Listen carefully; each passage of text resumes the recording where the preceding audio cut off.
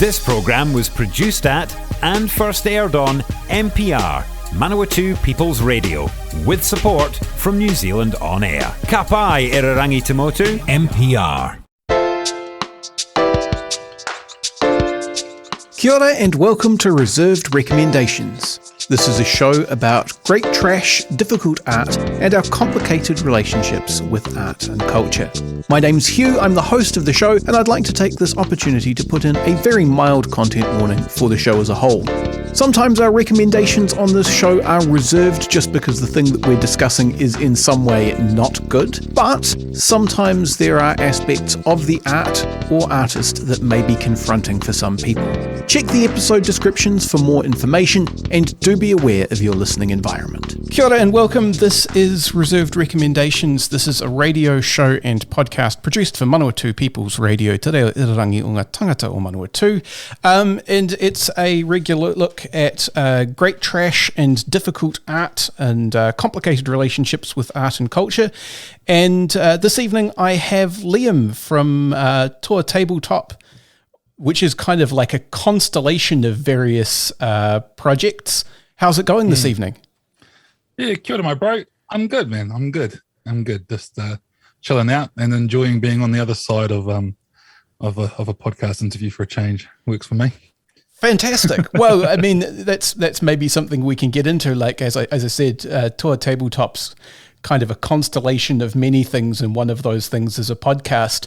But the thing that I was interested in talking to you about, and this is like a run of episodes I've done which are like very general as opposed to focus down on a very specific thing, was about like the entire phenomenon of tabletop role-playing games and what they are and how they work and the things that happen to people who do them. So I guess as a way of leading into that, what was your way in to tabletop role-playing stuff? Okay, so back when I was a young fella, my stepfather at the time, he was running a role-play group, and he was my pathway into all nerd stuff, full stop. So like, you know, Warhammer 40k and all that stuff as well, and comic books and everything was all through this fella. And anything he was doing, I wanted to be a part of. I was like 6 or 7, and every week on Tuesday night, he'd go off and go and do this role play thing. And I don't know if like my mum harassed him for me to go, or if I harassed. I don't know. Somehow I started going along to these role play nights when I was about 7, and I was like so young, I didn't know what we were doing. We're playing a game called Runequest, which is really in depth, really complex. Yeah, I've actually I did an episode on Runequest and Glorantha a few episodes back, and it's like it's one of these game systems which has this like incredibly in-depth, super specific, really weird mythology and world. That's just incredibly expansive, built by a guy who was a literal shaman, all that kind of stuff. Yeah, Greg Stafford, the guy was a genius. And Glorantha to this day, like I'm playing a RuneQuest campaign at the moment, running one. Glorantha is still, in my opinion, like up there next to like Middle Earth as far as the most sort of amazing like fake worlds anyone's ever really come up with. It's next level. But at 7, I didn't understand the actual system side of it. I was just sort of playing make-believe and throwing dice when I was told to. And I was so young that like we'd have to stop halfway through the session and I'd get driven home for bedtime, and then they'd keep playing without me. And then that went on for years. Eventually my mum and that fella ended up breaking up.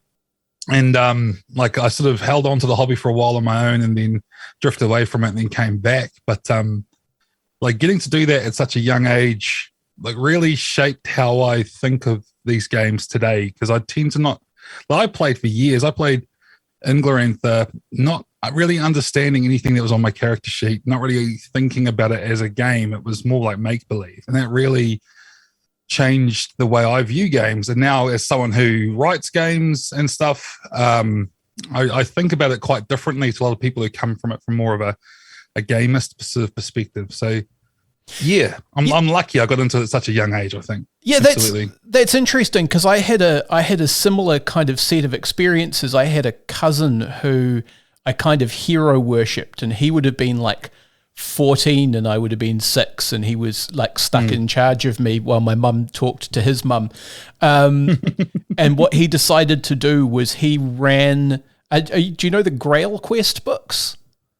Yep. Yeah, he ran the Grail Quest books as though they were tabletops rather than pick-a-path games. Nice. For me as a little kid. So it was very much that experience of like, what do you want to do? Well, this is what happens, without having to think about stats and things. And then when I came back to it as a teenager, I got brought in by a bunch of older guys who I thought were very cool. And they were playing Vampire at the time. And their way of onboarding me as someone who knew precisely zero about the kind of extended mythology of the World of Darkness or anything like that was to make me a vampire who had all physical superpowers. So there were no like, you can turn invisible. It was just like, you're faster and stronger and tougher than you should be. Work out the rest and just kind of dump me into all of the politics and nonsense from there. Like, that's quite a powerful way of onboarding people. And you're right. It's not, like every role-playing book starts with what is a role-playing game? How does it work? What are we doing here? And sometimes there is a virtue to being just kind of dropped in stuff. Absolutely. And like, it really, because when this is a story I've told so many times, but like, again, it really frames who I am today as like a designer.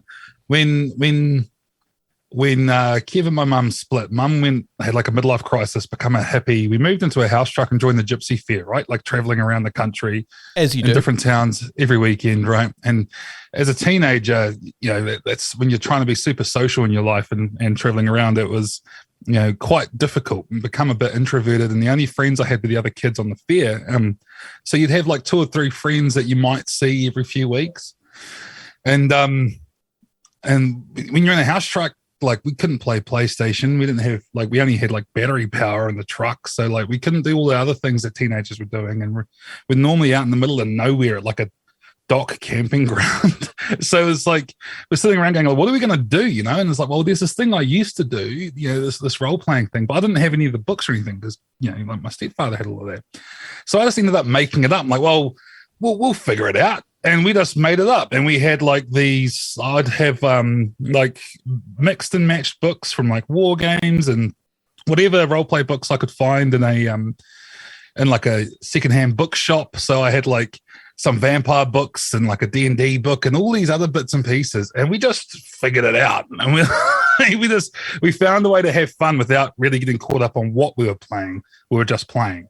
And like, I don't think, I know for a fact I wouldn't be thinking about the hobby the way I am now. I certainly wouldn't be creating games if I hadn't have gone through that. But it was great fun. It was it was quite important, I think, in my formative years. Because after that, I ended up joining the army at 17 and just didn't touch role-play games for like, close to 10 years until I got out. And then got out and went to study and everything. And then eventually started sort of sitting around again. I was a broke-ass student with nothing to do.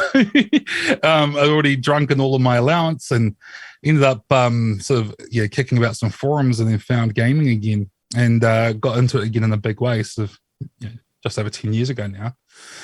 And then that was right as this wave kicked off that we're having at the moment. Like we're in this big renaissance of the hobby. It's become huge in the last 5 years, like massive.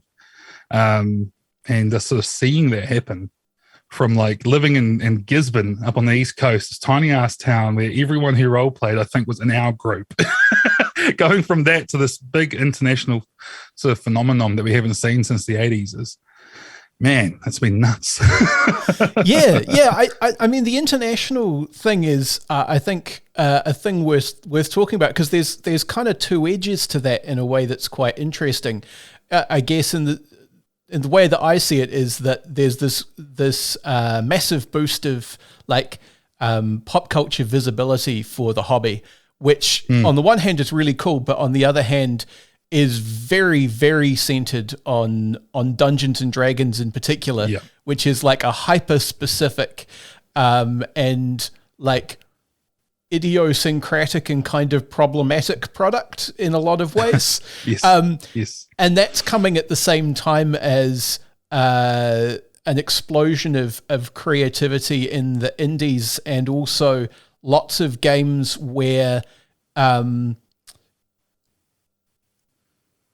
thinking of all of the like post Powered by the Apocalypse stuff, where the idea is that you've created a core mechanical system that you can then change all the names of what things are, and you can kind of tweak mechanics rather than build new ones out of whole cloth, and have something with quite a different flavor from another thing which is also in theory powered by the apocalypse. And so there's just this massive explosion of that stuff as well, but it seems a lot less visible unless you're like in the know. Yeah, you kind of have to be embedded in the hobby, eh?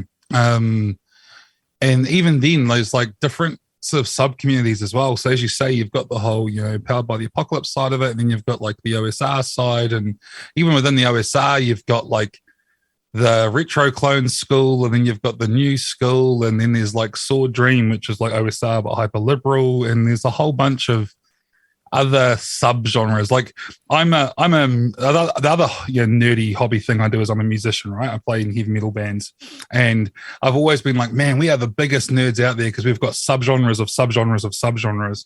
And then playing in RPGs, it's no different. There is sub-communities within sub-communities within sub-communities, and the further you go down those rabbit holes, you start finding things that really might click with you, but it gets so hard to find other people who play them because it's such a niche thing.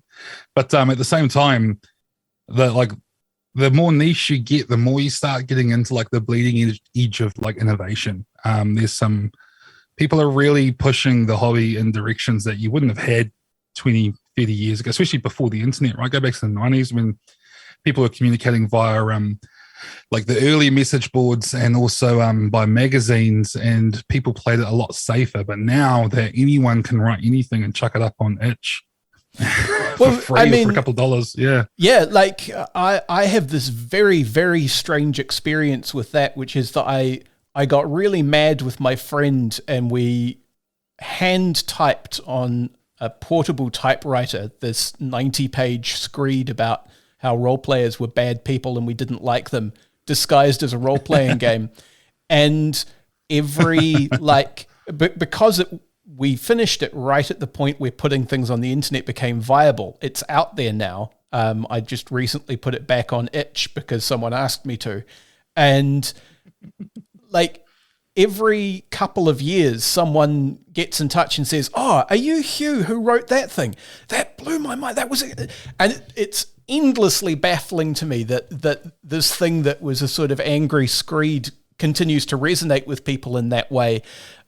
And it's like, it's just exactly that thing you say. Once you put something on the internet, like if there is someone for who it is their thing, they will find it and it will be their thing, even if you, the person who made it, don't necessarily think it's that good. Yeah. Yeah, I mean, everything I've done in the last, like until 3-4 years ago, I was just another sort of, person playing games and didn't think of myself as a creator at all. And then I sort of fell into podcasting, and I was like, no way is anyone going to listen to this, right? Like, especially because we were talking specifically about dark and gritty RPGs that aren't D&D, and it's very long form, like 1.5 to, over 2 hours long episodes.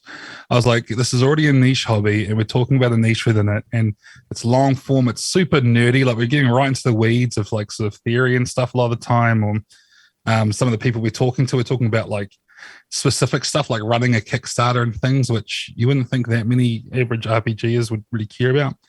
I thought no one would give a shit, and somehow I was wrong. Somehow, and it was, to this day, I'm like, man, like it's nuts.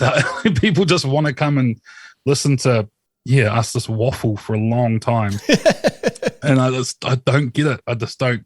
It's like I personally, I'm so busy, I don't get time to listen to podcasts very often. So it's like I'm creating a format that I myself am not really a participant in. It just blows me away every time. And it's the same as every time you create something, you throw it out there. The amount of times I'm like I've got beta, play test rule versions of stuff that I sort of messed with, chucked out online just as like a Google Doc. And people will reach out to me 2 years later going, hey, what's happening with that thing that you did? And it's like, I abandoned that ages ago. It's like, oh, that's really cool. You should do it. Okay. I thought that was dead and done. No one cared when I released it, but now, okay, sure. Definitely. I have kind of a couple of questions at once. So I guess, I'll just pick one at random and go that way, and we'll see what happens. Sounds good. You mentioned in the course of kind of talking about the stuff you talk about on your podcast, theory, and I think that's one of the kind of grand pitfalls that I would that would make me reserved about recommending role playing as a thing to people, because once you get past a certain point, you do start running into people having theory discussions. And speaking of podcasts, there's one that I listen to sometimes called Trying to Be Kind, which is like three role players kind of with academic backgrounds reviewing academic texts about role playing as a hobby. And they've just finished talking about this book, The Elusive Shift, which is about the early history of Dungeons and Dragons. And one of the things that came out of that discussion was there are a whole bunch of recurring and sometimes really violent arguments about the correct way to do role-playing that actually date back completely unresolved to the 1970s. And you can kind of blunder into them and then suddenly find yourself being harangued by someone who's deeply committed for weird reasons. Yeah. And I think that's even more so now that there's people who are online whose whole personal brand of themselves is role player, right? Or game designer or game critic or whatever. I realize, I'm very much in a glass house here when I say all that, but that there's this idea that people build their at least their online identities and personas around this hobby.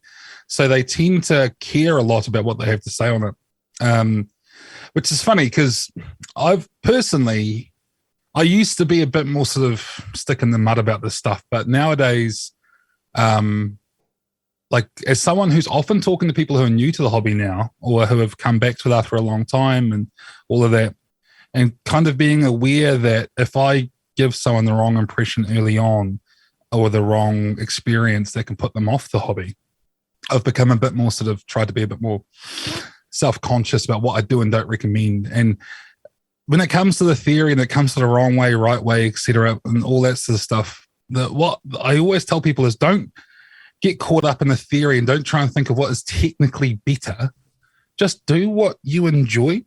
And if you enjoy it, you'll do it more and you'll get better at it. And it's that simple. Then that advice actually came from when I used to, when I was a guitar teacher for a while, and people are always going, I'm going to go buy a guitar. What guitar should I buy? I want to know from your musician what's the best one. I'm like, well, either one you look at makes you want to play it, man, because I can tell you this one over here is technically better. It's technically more versatile. It'll do all the, eventually you'll grow out of the style that you're into and this guitar will grow with you.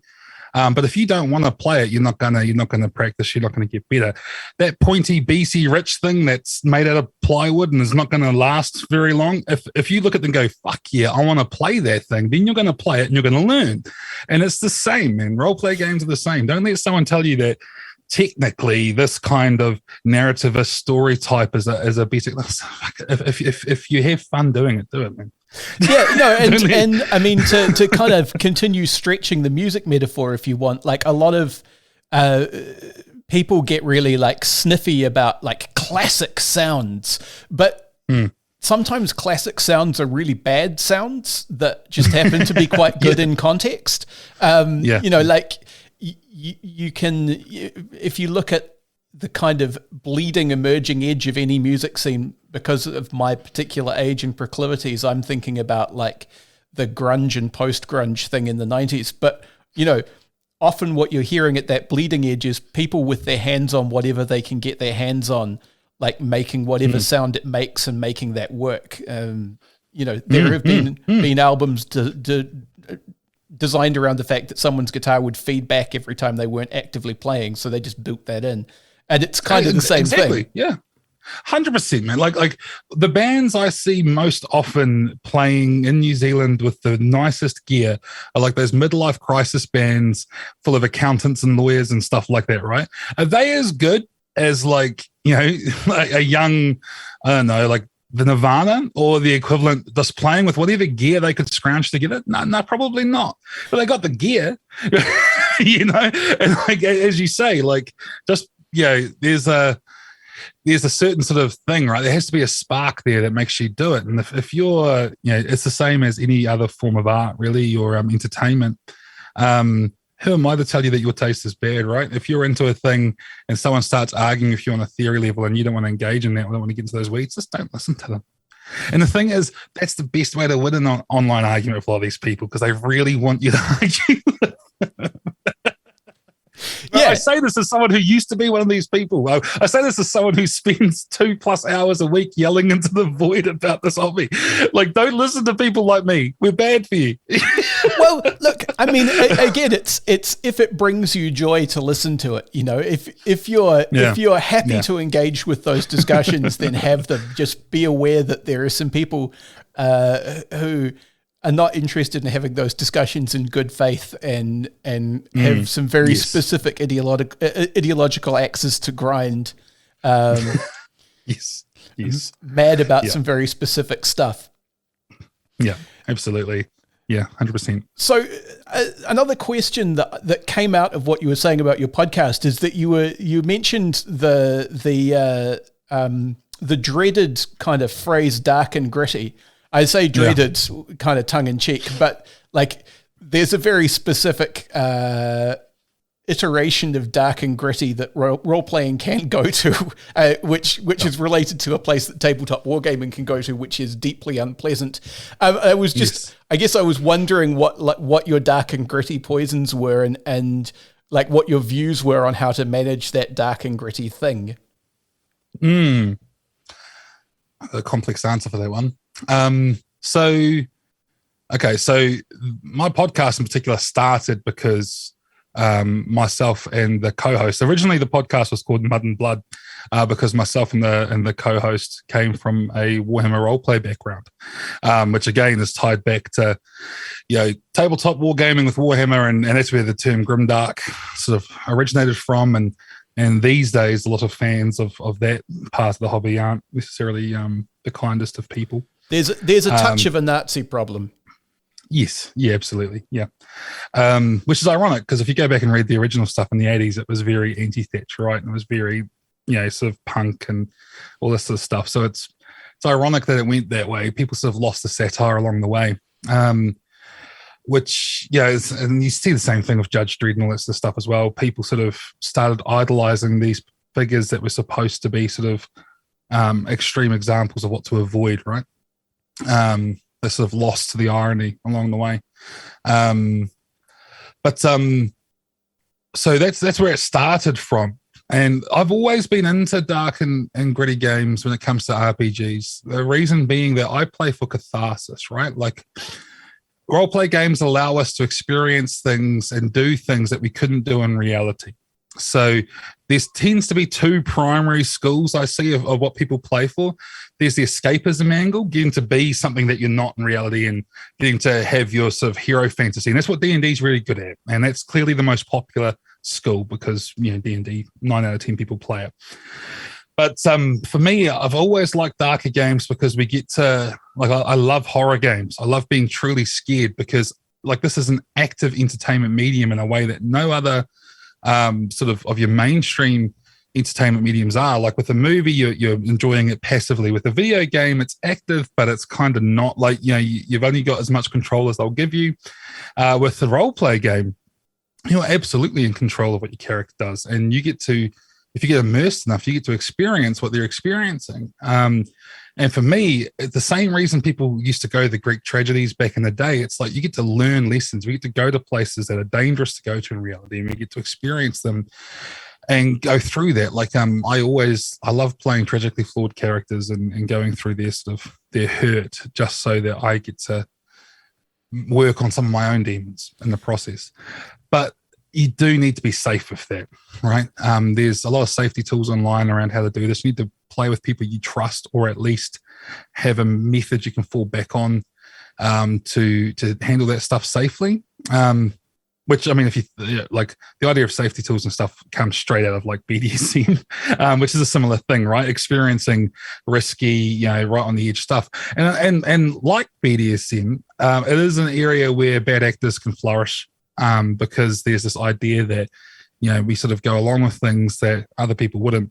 So you also have to be quite careful to police your own communities, right? And I think it's really important as someone who's actively involved in communities at this point, and building them and stuff, you need to keep an eye out for the bad actors and call the bad actors when you see it. And doing that led me to one of the aspects of Toa Tabletop, which is cultural consultation stuff. Like, as Māori, we often get represented quite poorly in video games. We're the inspiration for barbarian rages and savages and all this sort of stuff. And so being in a position to call people out in a factual but polite way gave me the skills to then go on to sort of advise around that and help people do better.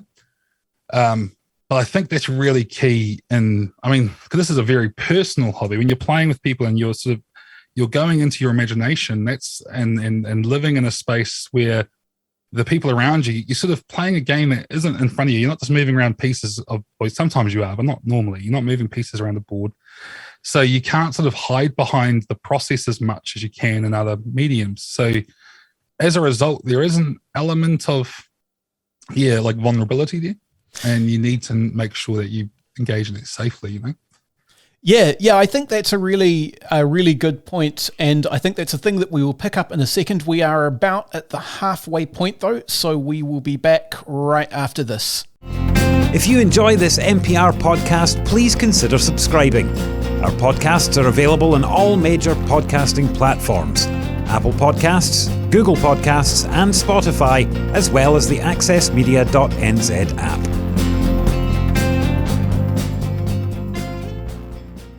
And we're back. You're listening to Reserved Recommendations. This is a radio show and podcast about great trash and difficult art, produced for Manawatu People's Radio with the assistance of New Zealand On Air. So cheers for that, guys.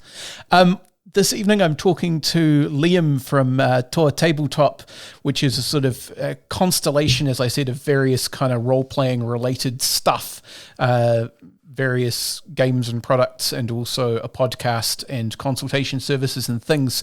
You were just making some interesting points before we went to the break about, I guess, kind of safety stuff. And I think particularly in relation to like the darker and grittier stuff. And I think that's something that so role-playing is something that I'm still very interested in, but I don't really have a lot of time to do. I'm trying to organize myself a werewolf game here in Palmerston North with limited degrees of success because COVID and children and all of those things all at once.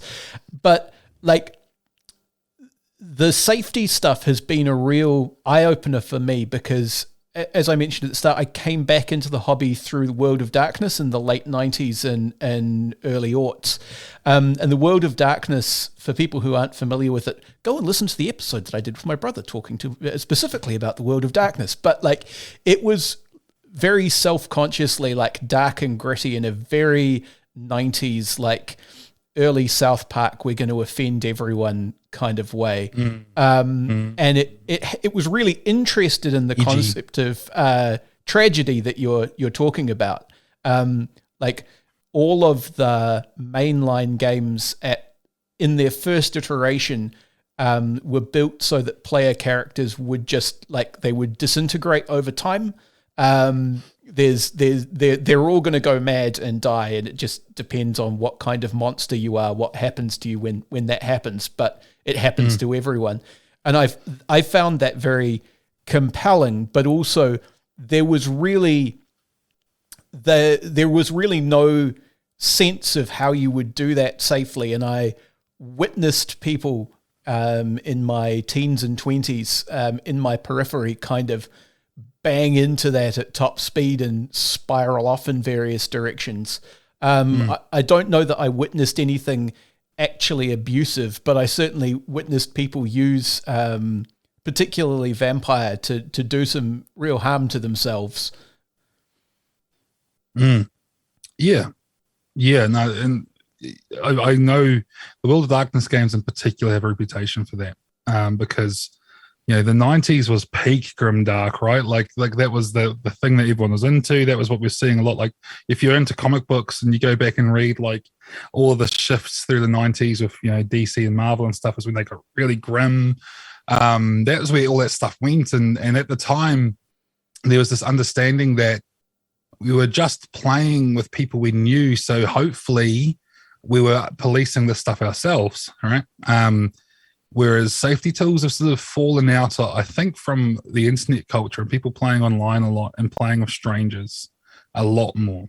And like, especially with cons have gotten huge in the last 20 years. And to be able to sit down at a table of people you don't know and play a game, especially like a horror game, something like Cult, you gotta have some process to fall back on. And I've heard horror stories of like even at cons, like professional dungeon masters running games, and then people having a moment of like, hold on, what just happened? Like, what did you just do? Famously, it happened on a stream, like a very well-known streamer. There was like a sort of as effectively a sexual assault, but it was with an android, so it was sort of not in a typical way that we'd think of, but the implication was that unconsented sexual experience had happened to this character on a stream in front of hundreds of people. And it's like, so it's like we clearly like you need to have these sorts of tools to get around that, and just to be a bit more conscious of it, because just trusting people to know what not to do, it just doesn't work. We've tried that. And as the hobby's gotten this big, especially let's say one in every 100 or 500 people screws it up, and there's millions of people playing. That's a lot of screw-ups. So you got to have something, Yeah, there's, and there's always people who think that their particular ends justify the means as well. I know about the incident you're talking about. That was a guy who had a lot of kind of cultural cachet because he was a very famous streamer and runner of games, and also I think a co-author of quite a well-regarded game. Yes. Yep. And an advocate for safety tools. Oh yeah, yeah, and that seems to have been like self-indulgence on his part. But I've definitely gone to cons and been put in really intense situations, and actually, in my teens, I ran things at cons and put other people in really intense situations, and in those cases, that wasn't so much. Like I'm going to do this for my own amusement or because I'm getting off on messing with this person, but like I have convinced myself of the absolute artistic merit of the thing that I'm doing, and therefore everything I do in service to making people feel the way that I feel myself like they ought to feel is entirely justified, and that's quite dangerous.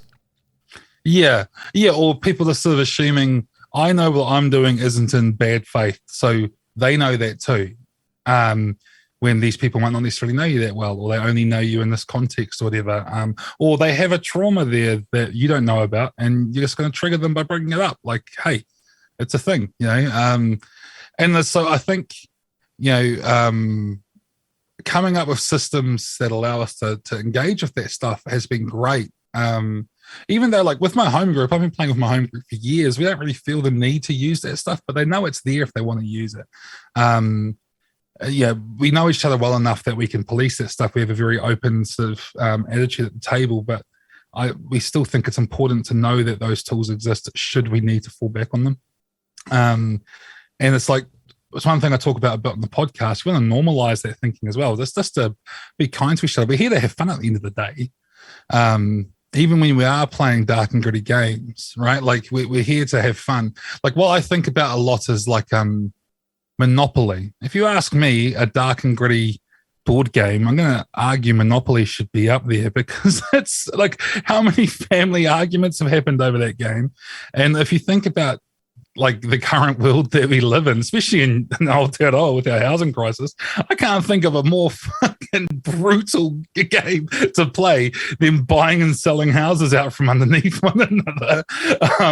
So like, you know, with that one, again, we can hide through these layers and these tools at the table. If we were experiencing that more intimately, like you are in a role play game, you'd get a lot more upset about that sort of stuff, I think. So it's like, you know, just accepting that it's okay to talk about the stuff and to walk away from the game. You don't have to play with the people yet. You don't have to put up the stuff you're putting up with. But at the same time, it's okay to say, nah, let's not go there. And I say this again to reiterate, and I'm not saying all this sort of stuff because we all need to be careful. We need to play super like soft games and not go into any dark places.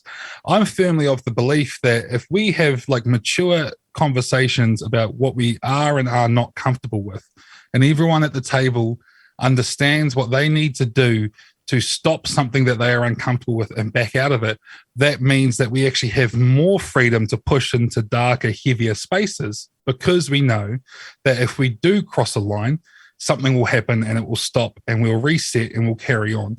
Well, if you don't have that in place, you're really walking on eggshells, because when you dive down that alleyway, you don't know whether or not the table is going to feel good about this in 2 hours' time. You know, even though you might be convinced of your own artistic merits, etc.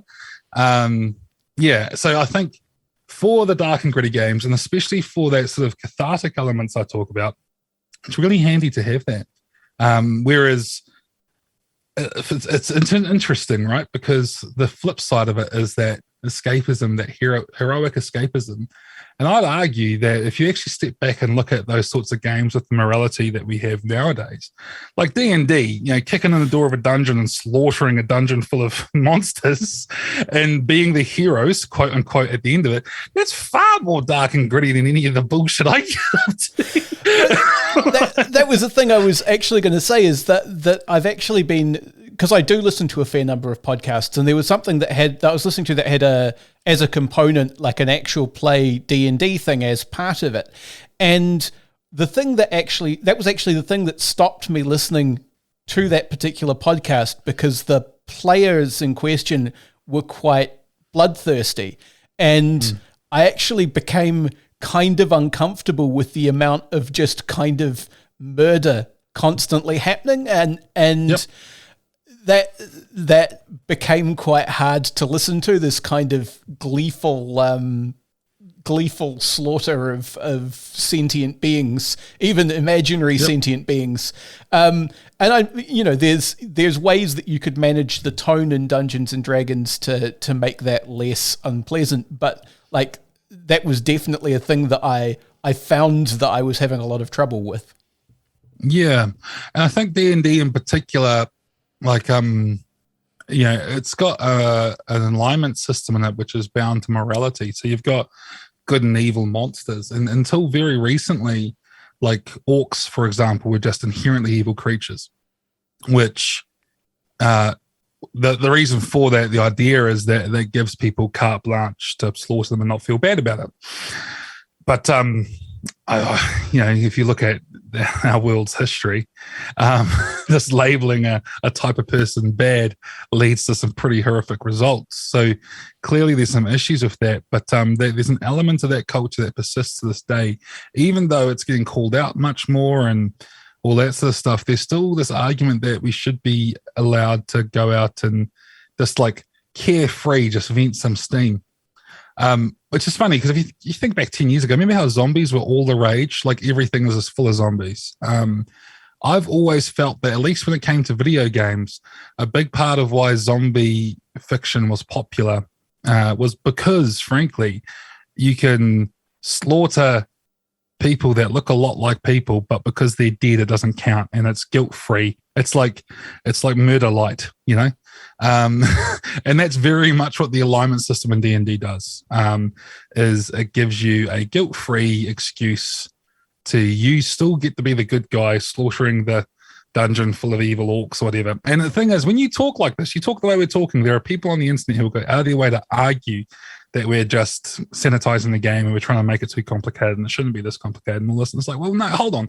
Matter of fact, if you actually add in this idea that these are sentient beings, that, yeah, maybe they've done some stuff that are inherently bad towards you and your perspective. That doesn't mean that they're evil. It just means that they're doing something that you disagree with.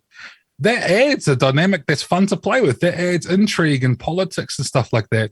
And I mean, frankly, you look all throughout our human history, you don't need to think someone is evil to find a way to justify getting into fights with them. That's one thing humans have been very good at for our entire existence. So you can still have combat and you can have that drama. It just doesn't have to be black and white like that, I think there's a lot of fun dabbling in the grey and questioning, are we the good guys here? Is what we're doing right? Are we doing this for the right reasons? Or if we're doing it for the wrong reasons, do we at least acknowledge that? Like, it's, like if you want to play horrible people doing horrible things, that's fine. At least be honest about it. Yeah, no, absolutely. And I think the Dungeons and Dragons evil alignment thing is part of it's kind of an emergent property of Dungeons and Dragons being a magpie. Like it just steals everything from everywhere, and it always has. And it kind of leads to people repeating things kind of unthinkingly. But yeah, you're exactly right. Like it's much more compelling to have a story where maybe our faction is in conflict with another faction because we both want access to the same thing. Or we get sent to do a thing and we realize halfway through doing it that it's not what we were told it was, and we have to work out what that means. That's a much more interesting story than there's a bunch of inherently evil human looking things in a hole over there, go and kill them and take all of their stuff. Yeah, 100%. The other problem that D&D has too. Sorry, you've got me ranting about D&D. The other thing that D&D does, it's kind of the end point of many of these conversations is eventually someone will go, and this other thing about Dungeons and Dragons. So go off. It's well, like 80 or 90% of the rules are combat oriented. So when you give, and most people who are playing this is the only game they've played, their first game anyway. So when you're looking at a book that tells you all the things you can do and 90% of its volume is how to kill things, then you're going to assume that, like, if someone gives you a hammer, you're looking for things to nail, you know what I mean? You're looking for things to smack with the hammer. It's the same sort of thing. Like, there's a meme or a joke going around that the best form of interrogation in Dungeons and Dragons is the spell Speak to the Dead, right? Like, you don't need, like, if they have to answer 3 questions truthfully, then why bother trying to talk to them, right? And the thing is, like, that is a very fair point to make. Mechanically, you're 100% right, but it also sounds like the thing the villain of the story should be doing. Yeah, no, exactly. And this is one of the theory arguments that comes up, is that if your rules incentivize people doing a particular thing and that thing turns out to be ghastly, then you might want to look at your rules. The other thing that I wanted to just kind of bring up as a contrast to that is, because I want to run it, I've been trying to read the newest Werewolf. And the interesting thing that they've done with Werewolf, so that's a World of Darkness game about being werewolves, but the core idea of that game, the thing that it's interested in exploring is giving you the best possible hammer in terms of your capability for violence, but then, like, how do you live with being the person who's got, like, absolutely the best hammer? Like, how do you avoid just making everything nails? Or if you do make everything nails, what's the consequences of that? And that's a much more interesting way of dealing with, you know, a propensity to violence or telling a story about someone who's better at murder than everybody else. 100%. And that's one thing that the World of Darkness stuff, even though a lot of people lost it along the way and took it in, you know, edgy directions, World of Darkness has always had a degree of putting you in that difficult situation. Like if you're a werewolf, you know, you will potentially lose control of yourself and do horrible things. And what does that mean? You're this powerful being that doesn't want to use its power, you know, necessarily. And then like the vampire games is you are this powerful being, but you are low on the totem pole and there's other people all around you that are in control of you. And on top of that, you may think you're better than the herd of people that you rely upon for food. But if they were to crack on to you, then everything would go horribly wrong. And also, actually, as a vampire, you have a stat called humanity, which is just going to decrease because you have to eat people to live. And it puts the sort of, if you wanted to have use that as a metaphor for like there is no ethical consumption under capitalism or something like that, you would have some pretty strong legs to stand on for a starting position. Absolutely.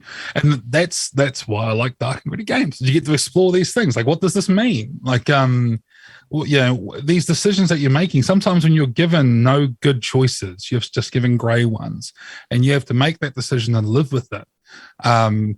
And being able to do that in a format where at the end of the night you get to close the book, put it back on your shelf, step away from it, and just go back about your life is great. Yeah, it's awesome. And it really allows you, because my day job, I work in social housing, and until quite recently I was working in mental health. Fucking depressing work, man.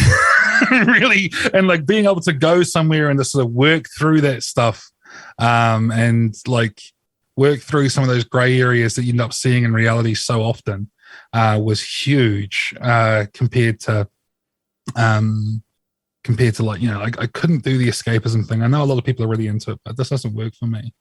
One thing at the moment that's really in my head, and it's like it's like weighing actually on my conscience a bit at the moment, is with everything that's happening over in Eastern Europe at the moment. There is a game called Twilight 2000, which is like the Cold War went hot, right, in the 90s. And then come 2000, you're stuck in Poland, and the war's gone semi-nuclear and everything's gone. And now any semblance of organization and structure's fallen apart, and you're just surviving and trying to find a way back home. And a lot of people with everything happening in the real world right now are like, oh man, that feels, like it's not Twilight 2000, it's Twilight 2022. But for me, like the more I watch the stuff on the news and things, and like, because I'm glued to it, I can't look away from it. The more I follow the stuff, the more I'm like, I've got to get a game of this going and just like work through some of this shit. You know what I mean? I need to sort of this think through what it would be like being like, like you see these guys that get captured and they're like, we didn't even know what we were doing. We're just on an exercise, then we're told to go and invade this country, and we thought we were the heroes, and we turned up and we weren't. Like that there is compelling. Like it's horrible in reality, but in a game sense, in a fictional sense, that's compelling material to dig into. Like, what does that mean to be that person and to have your sense of reality shattered when you encounter the people on the other side of that? There's a lot of potential there, and like I can't stop thinking about it. And it's like one of those things I don't like. I can't believe I'm saying this on a podcast. It's going to get listened to by however many people, because like a lot of people are like, man, you can't, not right now, too soon. I'm like, no, you gotta work through this shit. Yeah, and I mean, it probably too soon to do like a streamed actual play of this thing for other people's entertainment. Oh, yeah. But doing it at your own table is kind of a different thing, Yeah, 100%. No, way too soon to stream it. Wouldn't do that, especially if you're making money off it. Then you start getting into some real dodgy grounds. But I think like that's for me. Like this is the stuff allows you, like it almost gives you permission to think like, what if that was me? Like if I was in this situation, what would I do? Would I make the right choice? And that's something I like, especially, these days I'm very sort of, heavily into decolonization and all that sort of stuff. And I do a lot of, as I said earlier, cultural consultation and things. And I don't like the way a lot of sort of games that are like a lot of real sort of, for want of a better word, like progressive sort of games, or the people who are making them are like, oh, we're just going to pretend that this stuff never happened, and we're just going to imagine a world that didn't have this horrible stuff. I'm like, well, no, we're not. How the fuck are we going to learn from that? I want to make a game where the players are put into a situation that, without them initially realizing, they are the colonizers. And what do you do? And the only way to morally do the right thing is to actively stop engaging with the content I've put in front of you, and like as you'll have your characters turn around and leave. And would you make that decision if I'd given you the right incentives not to? And I think making people play through that, like there's a game called Dog Eat Dog that was released years ago where you are playing, one person's playing as the authority who's in charge of, who's colonizing an island in the Pacific, and everyone else is playing as people trying to survive being colonized. And that really puts you in these situations where, for your survival in this current situation, do you throw your fellow, Indigenous peoples under the bus? Do you do that?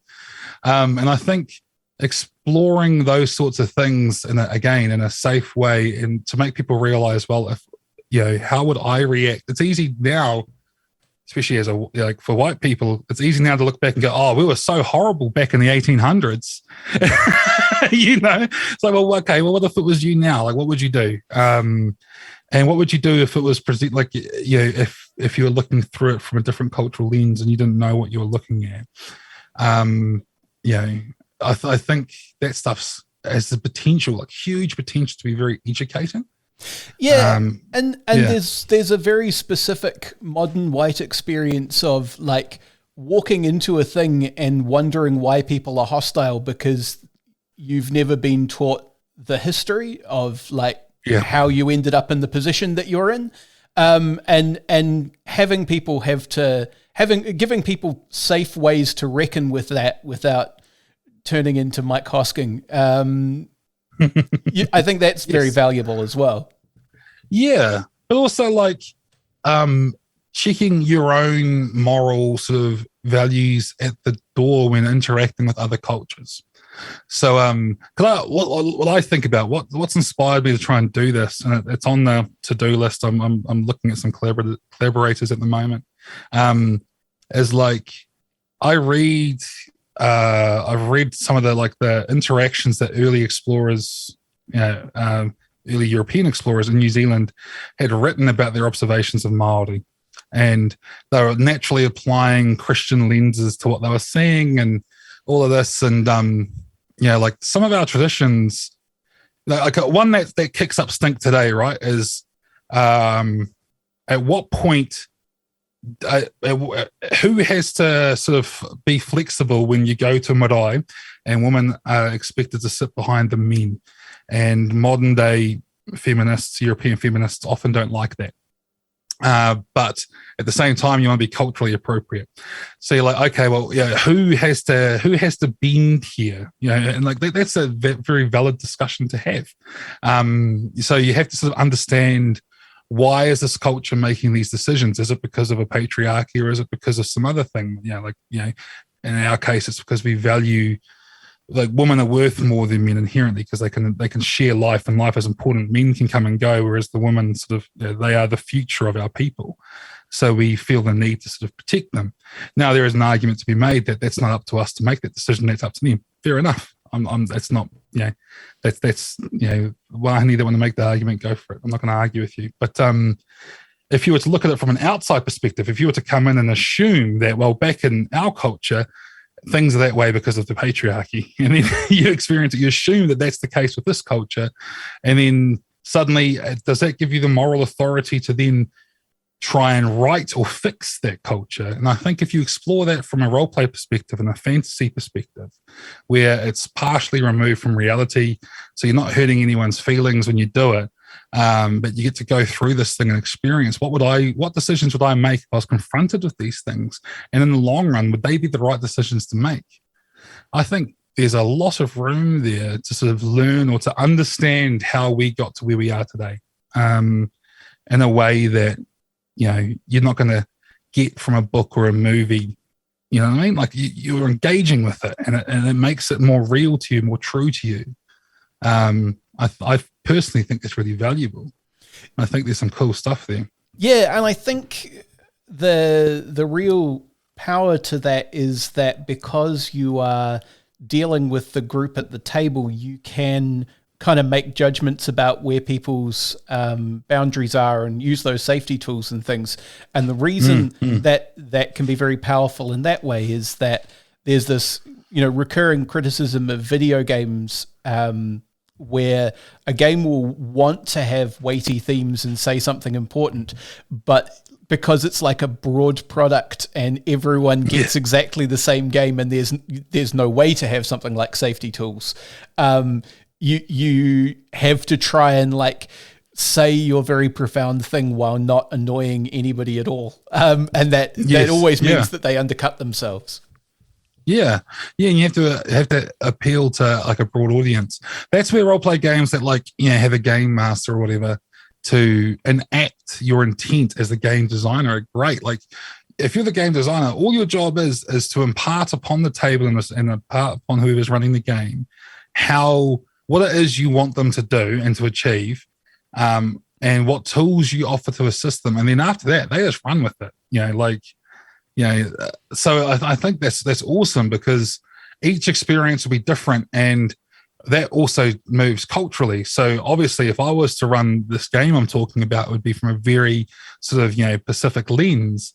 But if I was to send that to Southeast Asia, if I was to send it over to Africa, to America, they'd have a very different experience, and they'd be focusing on different elements of that. And I think that's cool because, again, you can make it far more personal. It's not this one size fits all sort of thing, which again makes it so much more effective, and even just also makes it more potentially entertaining. Again, I'm aware I've spent the last sort of close to an hour going on about how deep and meaningful and educational this experience can be, but also just for the fun of it. You can make it fun specifically to the people at your table, which, as you say, with a video game, if the video game isn't fun to you, then shit out of luck.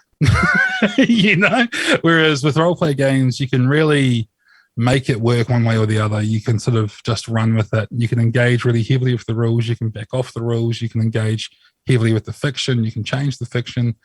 So much freedom there, which is why it's such a great hobby, I think, and has a lot of potential, but also why people, I think, get so passionate about it, because to them it means a lot, right? I don't know where I'm going with that. I'm just ranting at this point. No, I think that's an excellent point to finish on, because we are pretty much at time. There are two things I like to do by way of finishing an episode. The first is to ask you if you have any specific recommendations of if people have listened to this and either they're experienced role players and they're like, oh yeah, this is a really interesting way of thinking about things, or they're complete noobs and they want something to get into to onboard them. Are there things that you would suggest as good ways in? Oof, that's a big one. I think if you're new, find, again, I go back to what I said right at the start, find what excites you and just run with it. If there's a certain game that you're super hyped for, and that can be D&D, it can be whatever, go with it. If you're not sure, there's heaps of great communities out there you can join and go and get advice. If you get really stuck, feel free to come along to the community that we have at Toa Tabletop. If you just go to the website, toatabletop.com, there's a link to our Discord, and there's such a big mix of people who are into different stuff on there. They'll definitely put you the right way. But there's a lot of communities you can go to sort of really get into this stuff. But just whatever excites you. Like, there are so many blogs out there, so many YouTube channels. Like, there's, if you're really new to it, you can go to WebDM and learn all about how to run D&D. If you're into blogs, you can, there's just so much information out there. It's information overload, but like, you can find it. Whatever you're into, you'll find it. It exists. It's out there somewhere. You might have to try 1 or 2 games. You might have to try a few different groups. The group's the hardest thing. When you find a group that works for you, and especially when you find a games master that works for you, do not let go. Hold on. Make that person run games for you as long as they are willing to, because that really makes it, I think. It's not a direct answer to where to go, sorry, but no, it's out there. I think that's a good way of looking at it. And I guess the extra bit of guidance I would add into that is, like, think about what kind of, if you're thinking about like that catharsis versus escapism divide, or if you're thinking about like what kind of genres of movies and fiction do I like, maybe use those as a guide, because one of the things about the way that things have expanded recently is that there's a lot of stuff that does really interesting genre emulation things. As a result of a series of conversations, I got given a free copy of a thing called Wander Home, which is like a small talking animals role-playing game, which is incredibly cozy and friendly, but also has this weirdly melancholy core to it. If people have read the Moomin books, that's about the tone that it hits for me, is this like kind of childhood adventures, but everything's slightly sad because you know that someone's going to leave soon. And so, like, I guess the point I'm making is that's a very specific, like, bittersweet tone. And someone has done a thing precisely for that, like, marmalade thing. So, if someone's done exactly that thing, then they've probably done exactly the thing that you want as well. Almost certainly, yeah. And if not made like an actual licensed version of that game, like there's Alien games out there. If you want to play Alien, there's Judge Dredd, there's Mouse Guard. If you're into that, like, there is everything. It's all out there. Doctor Who, like, it's all out there. You can find it. So whatever you're into, go look it up. Absolutely, and just go and ask on Twitter. Hashtag TTRPG and ask your question, and people on there will see it and they'll come and tell you. They will. Can't guarantee you they'll give you good answers, but they'll definitely give you answers. No, you may find yourself looking for a needle in a needle factory, but you will get responses. Thank you very much for talking. The last thing I like to do is give you a chance to plug your shit. What things do you have that you particularly want people to put eyeballs and earballs on? Just go to tabletop.com. My podcast is on there. We have new episodes every week. It's a combination of actual plays. You get to hear us playing games, as well as me talking to different people, much like what you've just heard for the last hour, every couple of weeks. And on top of that, I've got a bunch of creative endeavors. If there's a couple of things at the moment that I'm quite proud of that I've been involved with, one of them is Dissonant Whispers, was an anthology of adventures we put together in 1 week to support Black Lives Matter back during the George Floyd protests. And like 70 people came together, and in 1 week we put out an amazing book full of adventures for all sorts of different things, and that's still going, and we're still contributing those funds to bail funds. And also I recently, it's about to go to back a kit, but we just run a huge Kickstarter for a book called Hull Breach, which was a lot of those same people from Dissonant Whispers. 30 of us got together and made a bunch of articles and adventures for an awesome sci-fi horror game called Mothership, which is like Event Horizon, Alien, all those things. Love it. And I've got a couple of articles in that, and I'm really proud of the outcome of that one. That one, we smashed all of our expectations and everything, and it did really, really well. So that's called Hull Breach. You can find it on Backer Kit very soon. But otherwise, go to tabletop.com. Everything I do, I post up on there. And it's got links to my things and the community and stuff. And if you are listening to this and you're thinking, man, I really want to get into this roleplay thing, I don't know where to start, go to that website, jump on our Discord, and our community will help you out. They're awesome. Absolutely awesome. And we've got a Kiwi RPG community coming together at the moment, but that goes public in a few weeks in a big way, I think. So, yeah, keep an eye out for that too. Excellent. Well, look, thank you very much. This has been a lot of fun. No, thank you. Thank you. It's good. I ramble a lot, but thank you. You've been listening to Reserved Recommendations, a radio show and podcast from Manawatu People's Radio, Te Reo Irirangi o ngā tangata o Manawatu. The show was produced and presented by me, Hugh Dingwall, and I also composed our theme music. It's called Sack Jazz, and you can find it at wolfboy.bandcamp.com. If you enjoyed this show, why not go ahead and share it with a friend?